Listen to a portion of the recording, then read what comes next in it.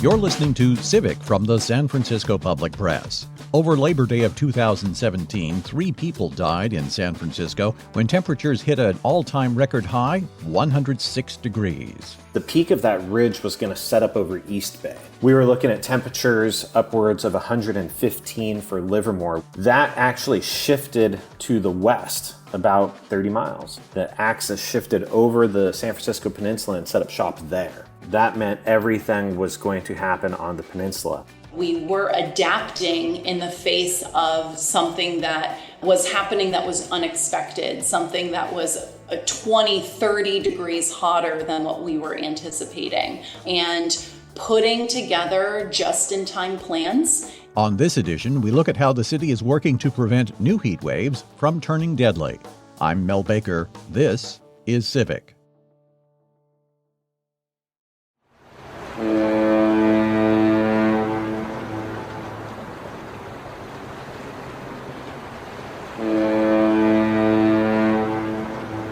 The foghorns on the Golden Gate Bridge can be heard across much of San Francisco, a reminder to snuggle beneath the covers at night, and a comforting promise that even while the eastern half of the Bay Area may be baking, the city's natural air conditioning is working.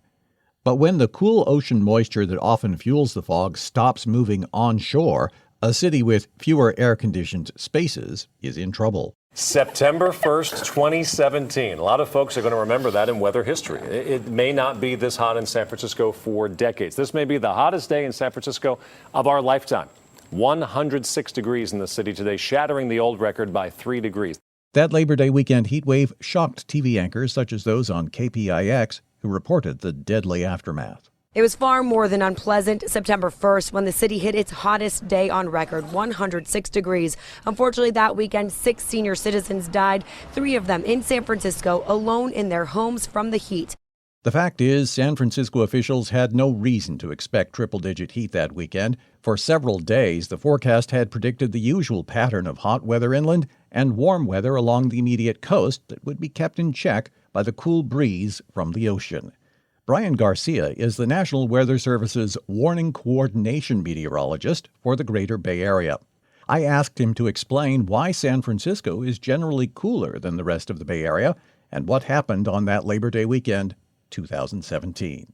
Typically, we have northerly winds, meaning winds out of the north along the coast. And what that ultimately does is causes what we call an upwelling right along the immediate coastline.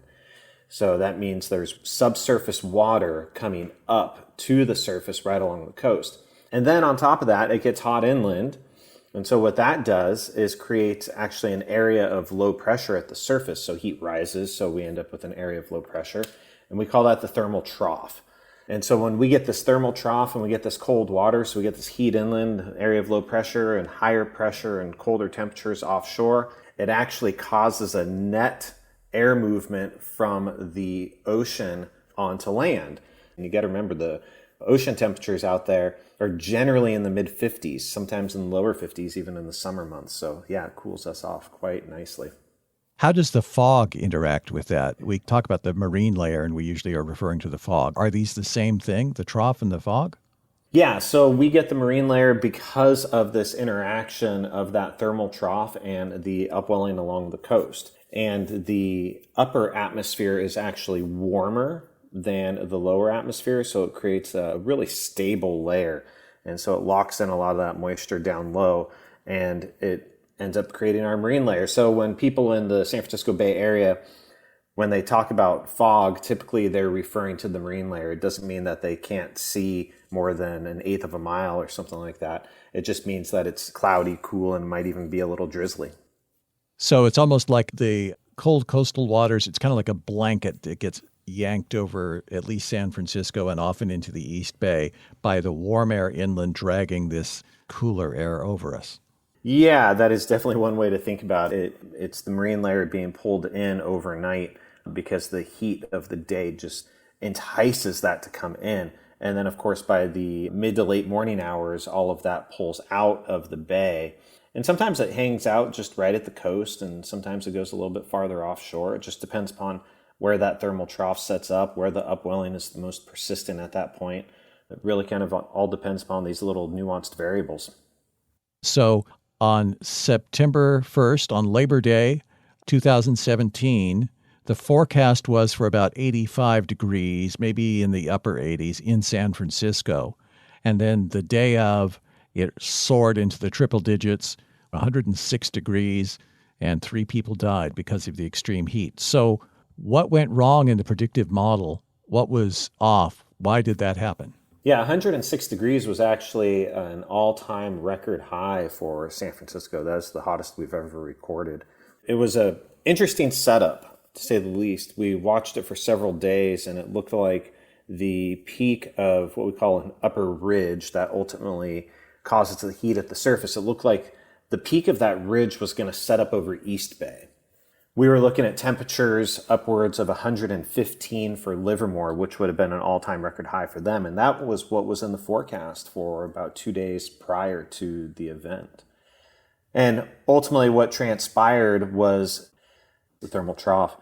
That actually shifted to the west about 30 miles. The axis shifted over the San Francisco Peninsula and set up shop there. And when that happened, that meant everything was going to happen on the peninsula. And it didn't make itself known in numerical weather models at all. We actually had to follow the observations that morning when we started seeing the heat up in the city. It was a constant update of the forecast throughout the morning, trying to keep up with what was happening. And every time we thought it was going to cap and that the onshore flow would kick in and that we'd get that cooling, nothing happened because the winds weren't bringing it on. So that day ended up being more of following observations as opposed to actually using models. Models just did not handle that well. So why did the models fail? Is it because the baseline conditions are shifting due to climate change? And, you base all of this on what has happened before. Is that the reason that we saw that? Or was this just a fluke? The reason the models actually didn't handle this well is more of a resolution problem of the models more than a basing off of any sort of climatology. So when we look at models, typically they are in 3 kilometer, 12 kilometer or larger grid boxes. And around here, 3 kilometers, you can go from sea level to 4,000 to 5,000 feet, like up Mount Tam, and it's a completely different climate regime within just a couple miles. So trying to capture that in numerical models that we use for our forecasting is really challenging. Now, there are universities and research branches of the government that have higher resolution models, but typically those aren't the ones that we end up ingesting for our forecast data. So it's not necessarily a harbinger of climate change that the models failed, but it's more of a look at the resolution of the models that ended up becoming challenging. And the initial parameters, making sure that things are happening in the right spot at the beginning of the models. So going forward, if you see similar conditions, do you have a tighter model you can look at to see if you can predict weather right here on the immediate coast? Yeah, even just in the last 5 years, the physics in the models have gotten better and better. So what we end up looking at now is we actually look at a lot of models. So we get to look at an ensemble of potential forecasts from a single model. And that's allowing us to leverage probabilistic forecasting all the more. So instead of now saying, hey, it's going to be 85 degrees in the city, we'll be able to say the probability of it being 85 degrees in the city is 90%. The probability of it being 105 in the city is 5%. So it's a non-zero probability at that point, but it's on the outlying end of it. That's what we're looking at with models now, and the messaging going forward coming out of us is going to become much more probabilistic than deterministic. For the city agencies that relied on those older forecast models, Labor Day weekend 2017 was an all-hands-on-deck moment as they dealt with an unexpected crisis unfolding in real time. It was the implementation of what emergency managers always train for, which is expect the unexpected, remain flexible, and make the best decisions that you can in the moment with the information that you have provided to you. And so on that day, over the course of that weekend, because it was the full holiday weekend, I remember it very vividly because it was actually my birthday and I was supposed to have the day off, and instead I was responding to extreme heat in San Francisco. And so that day was really a testament to our ability to coordinate across departments. I wasn't within the Department of Emergency Management, but I was within the city and county, and I was an emergency responder during that time. And working with DEM, working with first responders, and making sure that we were adapting in the face of something that was happening that was unexpected, something that was 20, 30 degrees hotter than what we were anticipating. And putting together just-in-time plans and making sure that we were tracking what worked and what did not work so that we would be able to improve from that moment on. In 2017, Adrienne Bekele worked for the San Francisco Public Utilities Commission. She now holds the job of Deputy Director for the Department of Emergency Management, overseeing the Division of Emergency Services. In San Francisco, what's really specific about our city is that the infrastructure itself is pretty limited with cooling equipment. And so our thresholds in San Francisco are much lower than in other comparable cities nationwide, or even in other neighboring counties, because a lot of homes don't have air conditioning in San Francisco, or commercial spaces as well. So for San Francisco, our spectrum starts with pre-planning, depending on the incident, high 70s, but usually low 80s. And then our actual operations begin with 2 or more consecutive days of over 85 degrees. San Francisco's response to a heat emergency is laid out in the Severe Weather Event Heat Protocol. DEM activation protocols for heat begin with the forecast of 80 to 85 degrees for 2 days in a row. At that level, city department heads and elected officials are notified. From here, the Department of Emergency Management will be monitoring 4 key issues. Will this increase the stress to the emergency medical system? Is the city at risk for power outages? Is the risk of grass and brush fire rising? And will the heat impact air quality? At 86 to 90 degrees, the city ramps up its response. The Department of Public Health begins coordination with hospitals, senior and disability housing centers, and lists public places with air conditioning that can act as weather relief centers. DPH also begins monitoring ambulance and paramedic calls. The Department of Homelessness and Supportive Housing notifies shelters, drop-in centers, street outreach teams, and nonprofits about the heat threat. The city then sends out messages on SF Alert and public service announcements about the heat. The National Weather Service is predicting elevated temperatures for San Francisco during the next few days. Hot temperatures over the course of several days will create a situation in which heat illnesses are possible, especially for older adults, children, people who are sick, and pets. Please check on neighbors, family members, and friends. Between 91 and 95 degrees, the city usually activates its Emergency Operations Center to coordinate responses to heat in the same way it did during COVID and would do so after an earthquake. The Department of Public Health may then surge the number of health workers across the city who can respond to expected heat-related illnesses. Weather relief centers in libraries and community centers will also be activated. Large outdoor events may be required to offer cooling tents and additional staff to remind people to stay hydrated and, when possible, to get in the shade.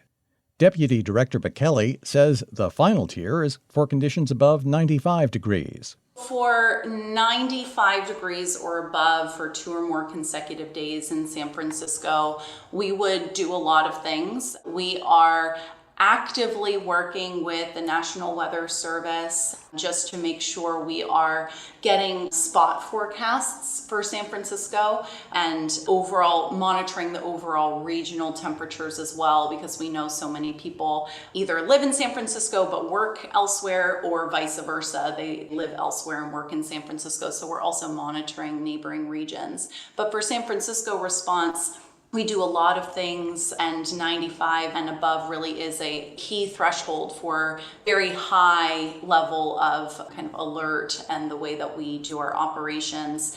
On the Department of Emergency Management side, our role really is coordination and public information, coordination across the city as well as across non-city agencies. And then public information is really focused on both risk-based public messaging, getting information out there for pre-planning what to do before a heat event is coming, what to do during a heat event, and what to do after it starts to cool down, because heat tends to stay, especially in homes, for a couple of days, even after it cools down outside. We also do a fair amount of vulnerable population outreach. As a city, we do proactive community outreach through our Disability and Aging Services Department, as well as our homeless outreach team. And we also can perform just-in-time wellness checks on folks during this type of 95 degrees or higher through our existing partners, Meals on Wheels, Paratransit, again with our Human Services Agency and our Homelessness and Supportive Housing Department, just making sure we're doing wellness checks on people as necessary and as prompted by the incident. At the very highest tier, the Department of Emergency Management briefs elected officials, city officials, and department heads about the heat threat. If temperatures are expected to remain over 100 degrees, the Department of Public Health can also declare an official health emergency. Such an order gives the city the option of shutting down large outdoor gatherings, including sporting events. On the public information side, we also have our opt-in emergency alert system called Alert SF in San Francisco. You can subscribe to that by texting 888-777, texting your zip code to that number, 888-777, and that will opt you into emergency alerts for anything going on in your zip code, which would include a citywide heat emergency. I wanted to understand how other Bay Area cities are handling heat advisories, so I spoke with Kip Harkness. He's a deputy city manager for the city of San Jose, which has to deal with far more hot weather days than San Francisco. We believe that it's important to have the authority to act at the appropriate and lowest level possible. I serve when needed as the Emergency Operations Center Director, but those decisions can all be made at levels significantly below mine and automatically as part of standard operating procedure. If we had a real extended heat emergency or heat event, we would activate the Emergency Operations Center or the Departmental Operations Center, and then we'd take a more active hands-on role, and that's where I would come in. But we've got a very solid system in place at the departmental level to respond to the day-to-day or week-to-week heat needs that we have in the city. So this is very much grassroots in the sense of the individual departments and agencies, for the most part, dealing with this. This isn't everybody gets together and has a big meeting and then you send out the directive to everyone else. We essentially have had that big meeting to decide that we can create a standard procedure for this, because part of what we realized as these events became increasingly frequent is that we needed to be really clear on who was point and when it happened. And now it's just standard protocol. And again, if it got longer or larger, we'd pull everybody together and we'd work through what additional resources were needed to support the people in the field. But at this point, we've got a pretty strong muscle on this and are able to do this as frankly, a matter of routine. There are, of course, a number of differences between the two municipalities. San Francisco is also a county, and therefore the county health department and other county-level agencies need to be part of the decision tree. But in effect, Deputy City Manager Harkness has sole authority to activate San Jose's heat response. San Francisco's process is more complex. All local government agencies rely on the National Weather Service forecasts provided by meteorologists like Brian Garcia. He says they are now far more proactive in issuing heat warnings since the deadly heat wave of 2017. One of the things that we do when we see potential weather events coming our way, whether it be heat or cold or rain or wind, we will send out an email briefing to all of our partners, and we try to get that out as early as possible. As soon as we see something in the models and it becomes a little more consistent and the confidence goes up, we'll send information out stating what we're seeing and what it could potentially be.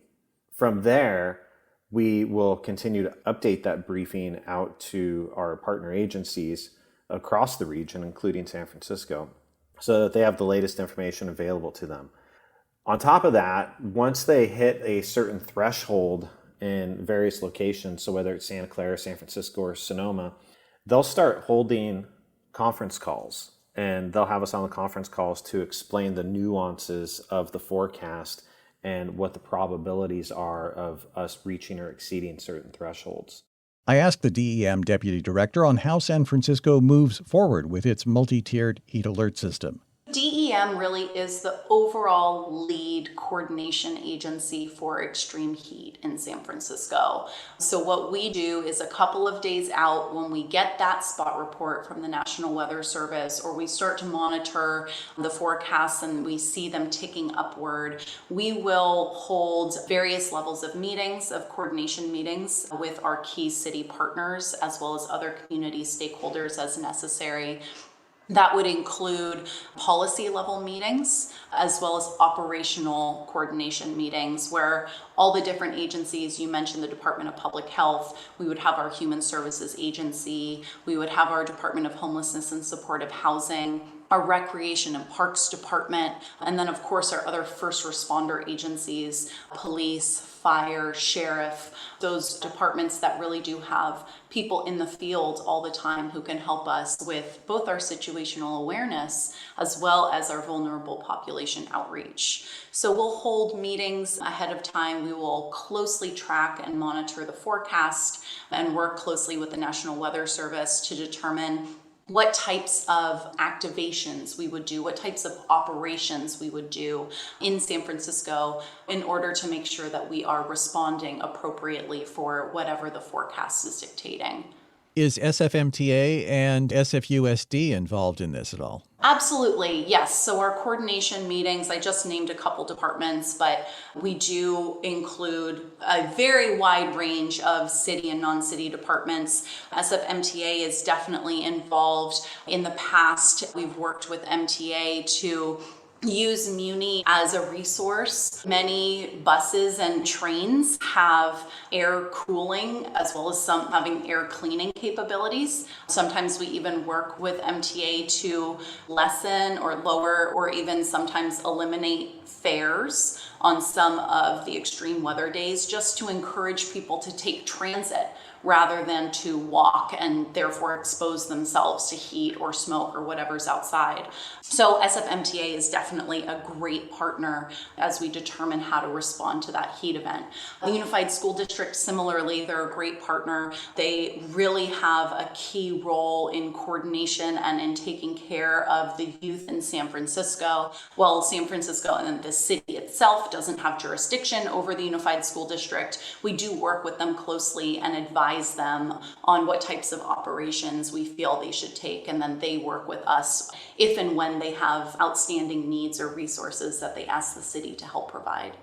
Now, what about elected officials like the mayor, the board of supervisors? Do they have any part in the decision-making, or do they just get informed of what's being done by the system that's already structured and in place? Yeah, of course, they're definitely involved in the overall decision making. I mentioned our coordination calls that we have in advance of these types of extreme weather events. This includes policy level considerations, depending on the nature of the incident. That would include elected officials, of course. That those types of decisions, of course, depend on the nature of the incident, as well as what else may be impacting the community at that time. We spoke with San Jose, and San Jose's structure is, of course, different because it's a city, not city and a county. But basically, there's one person that kind of pulls the plug and says, we're in a heat crisis. And that person just makes the decision, and the information goes out to the agencies. And of course, there's differences and such. Is there one person within the city structure who just kind of makes that decision here in San Francisco? There's not one specific person, and the reason for that is because we do so much pre-planning where we have all of these specific thresholds and triggers where all the city departments responsible for response during extreme heat know what that threshold or trigger is. If there was a significant event that would trigger a more robust response or a response that is at a lower threshold than our plans currently indicate, we would, as the Department of Emergency Management, hold that authority to ask other city departments to activate their extreme heat operations protocols at a lower threshold. And so we would do that, of course, in conjunction with the San Francisco health officer. That's very important, Dr. Susan Phillip. But in addition, we would hold that overall coordination authority within the Department of Emergency Management. And if we're activating the Emergency Operations Center for the city and county, it would be the overall EOC manager or director, if not our executive director of the department. And what is an EOC person? The Emergency Operations Center. I know in the past, a lot of cities have thought about cooling centers or weather management centers and trying to get people to those, and almost like trying to figure out how do we take elderly people and get them to this library or such. How has that idea changed? Do you work with commercial businesses and things to try to promote that they're air conditioned so people can go there for a while? What does that look like now if you're at the neighborhood level? Absolutely. We have kind of three different categories of locations, call them cooling centers, call them weather relief centers, call them respite locations, whatever we call them. But there's kind of three categories. The first is overall public locations, ones that are accessible to the public, things like shopping malls, museums, local parks, local swimming pools, locations that are accessible year-round to the public and that often have cooling capabilities built in. Then there are the city-operated, kind of official term is weather relief center. Those locations are across San Francisco. You mentioned libraries. We have several libraries. We also have city community buildings that we activate during times of extreme heat. And those are locations where we open the doors. There's various levels of programming. Sometimes there's, space for kids to color or, to watch TV or to read the news. But they're mainly air-conditioned spaces that are operated by the city where people can go. And those two categories are kind of our old model of cooling centers in San Francisco. But what we've really expanded to is to work through pre-existing community serving sites. Places like community centers, places like senior centers, places like homeless shelters, neighborhood YMCAs or Boys and Girls Clubs. Locations where people are familiar, where people are comfortable, where people have trust, and where San Francisco residents already know that they are welcome there and that the people and the staff there know them and are able to help them.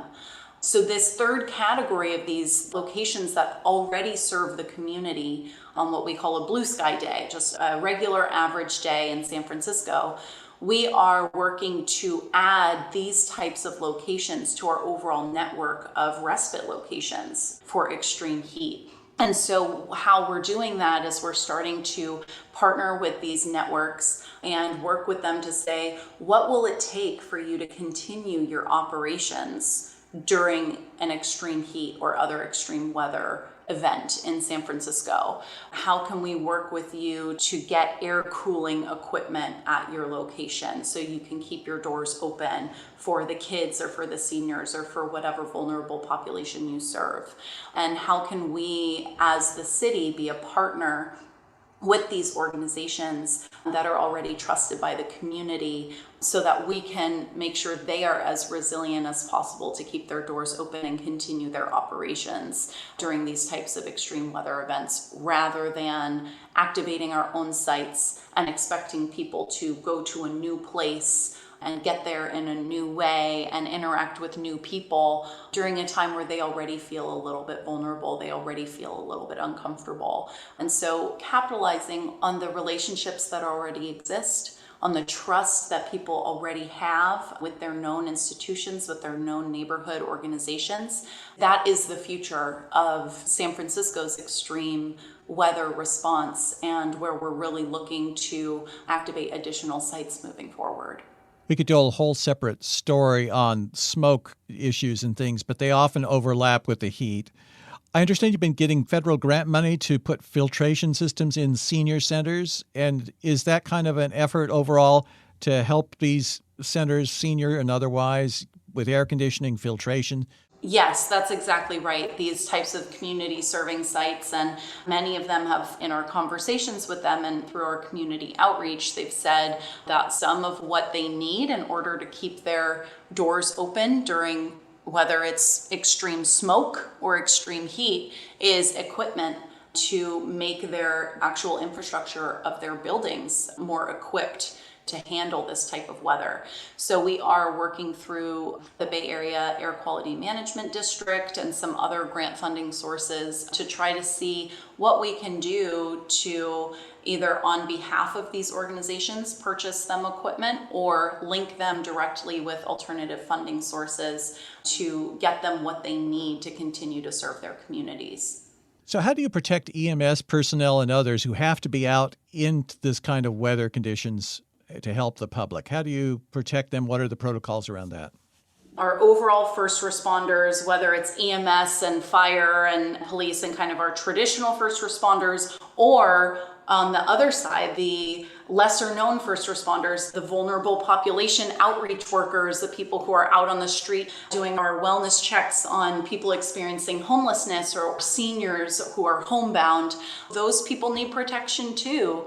Within the city and county, we do have thresholds and levels for when city departments, if it's smoke related, will issue N95 masks for staff to wear who are required to still be outdoors. And we also, especially in this era since COVID, we've been working on ways to virtualize some meetings and some other ways to coordinate and continue operations in a virtual environment so that anything that does not have to be in person or have to be outside can be either delayed for another time or have those just be moved virtually. But of course, in the traditional first responder sense, that's not always an option. And so we do have within the city and county some guidance and requirements for the types of equipment, respirators during smoky days, and as well as breaks to make sure that our staff are getting indoors as often as they can. It's really important to know that during either extreme smoke or extreme heat, just getting indoors for an hour or 2 hours can make a huge difference in your body's ability to continue during that type of extreme weather. And then the other note of importance is that extreme heat is much more serious than extreme smoke for most people. Of course, those who are previously vulnerable to smoke and pre-existing conditions within their lungs or themselves have, of course, their own vulnerabilities. But overall, extreme heat is much more deadly than smoke. And so when those two things correspond at the same time, it's really hot and it's also really smoky, heat takes precedence. Your response to cool your body down is more important in general than your response to keeping the smoke out. Most often where this occurs is people who have gone inside to escape the smoke and closed all their windows to escape outdoor wildfire smoke. And then it gets really, really hot in their homes. They don't have air conditioning. They don't have access to fans or anything to cool them down. The health guidance is very clear on this subject. Open your windows, try to cool yourselves down, and how important it is to remember that extreme heat does take precedence. What are the warnings you give to people who say coming into San Francisco during a heat event? A lot of people will still be coming in because they think the city's going to be cooler. They want to go to the beach. How does that impact the city's EMS and everything else trying to deal with a heat wave? It impacts us, I think, a lot more than people think. There's a lot of public messaging that we put out that is really directed toward people who are coming into San Francisco to escape generally hotter conditions that they may have at home in neighboring jurisdictions or other counties not in San Francisco. We proactively message beach and water safety as well as window safety. Those are kind of our top two public information points that we really try to highlight for members of the public, especially for people coming into San Francisco. Water safety is so important for people of any age, but especially toddlers. Making sure that people have close supervision, especially if they have a lack of swimming ability or there's no barriers like a pool fence or something to prevent people from going into a body of water. Sneaker waves in San Francisco are a real thing. They're a big deal. They can sneak up on you pretty quickly and pull you out, and the beaches of San Francisco are often packed during extreme heat, but they can also be very dangerous, and even very strong swimmers can get taken out by the tide or by the waves. And that, of course, requires emergency medical response to do what we can to rescue them in that instance. And so we really try to be proactive with our messaging about water safety and about beach safety, because the more medical calls we respond to at the beach that were preventable, the fewer medical calls we can respond to citywide for other heat-related emergencies. The other piece of information that we really push out during extreme heat is window safety, making sure that people who do not generally have their windows open in San Francisco and throw them wide when it's really hot out are able to stay safe. And I know it sounds silly, but not fall out of their windows. Screens for bugs are not adequate to prevent even a toddler from falling out the windows. And so window safety is also really, really important. So those are two very specific types of messaging that we send out. But for anyone, whether they're coming into San Francisco to try to cool down, or for people who live in San Francisco, there's important messaging we push out. Dress properly, wear loose-fitting clothing that's light in color, try to stay in the shade if you can, pull the shades down in your residence during the day to try to keep it cool inside, check on your neighbors, especially if they don't have access to air conditioning, make sure that they are staying as safe as they can. And then children or pets in vehicles is also a big thing, especially during extreme heat, and just making sure that everyone is being as safe and responsible as they can. So if another superheat event, triple digits, happens again this summer and fall, do you think the city is in a pretty good place now compared to 2017? I think we are. I think we are in a better place now than we were in 2017. We have made very specific and measurable strides toward building trust, building relationships, and building resiliency in our neighborhoods and in our communities that are most vulnerable to extreme heat. So I do think that we are in a better place. Every year we get better. Every time we experience an extreme weather event, we learn from it, and we implement changes to try to improve our citywide response to these types of events. So I definitely think that we are better off than we were in 2017 to respond citywide to a heat emergency. I also think that next year we will be even better off than we are now. As the climate continues to change, we need to adapt to that, and we need to prepare for that. And we, as emergency managers, do everything in our power to try to stay out ahead of the hazards that impact our communities. So we always have areas for improvement. We always are looking for specific corrective actions that we can implement to make our citywide response even better. But I definitely feel confident that we are better established to respond to an extreme heat event now than we were in 2017. A 2-degree rise in temperature in the city since the 1970s alone ensures the weather patterns in place for generations will continue to change. I'm Mel Baker, and you've been listening to Civic. Special thanks to Thomas Piccolin for the Golden Gate Bridge foghorn sound. Thomas, Picolin.com. Civic is produced by KSFP LP, a project of the San Francisco Public Press. Our team includes producer Liana Wilcox, contributor Sylvie Sturm. Lila LaHood is the publisher of the Public Press.